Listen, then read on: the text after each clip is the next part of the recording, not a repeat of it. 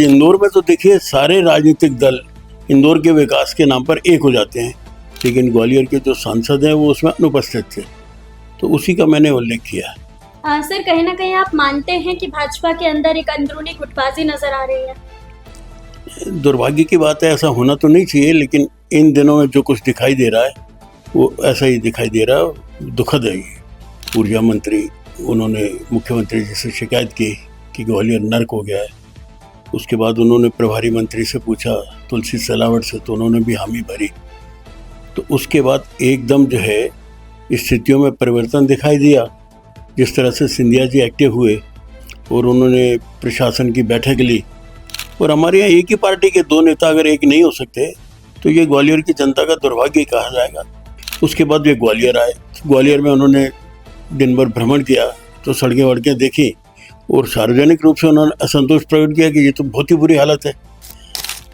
Sir, आपने social media handle से अपने डाला है कि जिस तरीके से ग्वालियर का कप्तान बदल गया है, तो क्या उद्देश्य है, क्या किस लिए आपने इस तरीके की जो कमेंट किया?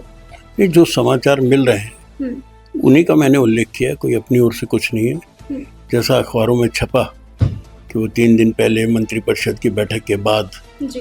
तो ग्वालियर के मंत्री जो हैं, ऊर्जा मंत्री, उन्होंने मुख्यमंत्री जी से शिकायत की कि ग्वालियर नर्क हो गया है। उसके बाद उन्होंने प्रभारी मंत्री से पूछा तुलसी सिलावट से, तो उन्होंने भी हामी भरी। तो उसके बाद एकदम जो है स्थितियों में परिवर्तन दिखाई दिया। जिस तरह से सिंधिया जी एक्टिव हुए और उन्होंने प्रशासन की बैठक ली, बड़े बड़े अधिकारी सब मौजूद थे, लेकिन ग्वालियर के जो सांसद हैं वो उसमें अनुपस्थित थे, तो उसी का मैंने उल्लेख किया। सर, कहीं ना कहीं आप मानते हैं कि भाजपा के अंदर एक अंदरूनी गुटबाजी नजर आ रही है?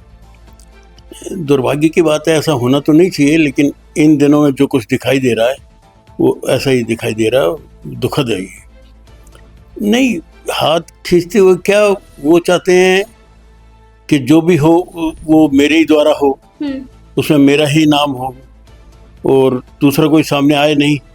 और वो क्या चाहते हैं, जो उनके बॉस हैं वो ऐसा चाहते हैं। सीधी सी बात है।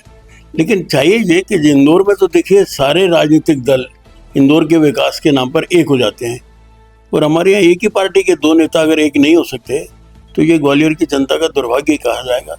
सिंधिया को आपने धोनी बताया है और किस तरीके से वो बल्लेबाजी कर रहे हैं, इस तरह की आपने बात कही है, तो आप क्या कहना चाहते हैं इन शब्दों के वजह से?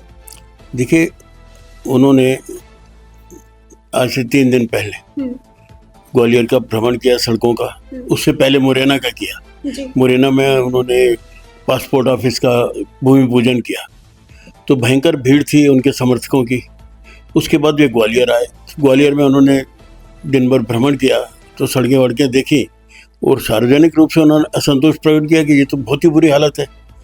इसके बाद फिर दूसरे दिन, मैंने आज से 2 दिन पहले, उन्होंने सारे प्रशासकीय अधिकारियों की बैठक बुलाई और उसमें आज जैसा अखबारों में आया है कि कम से कम 20 बिंदुओं पर चर्चा हुई है। तो सर, आप मानते हैं कि ग्वालियर में अगर सिंधिया सांसद बनते हैं फ्यूचर में तो विकास बेहतर होगा?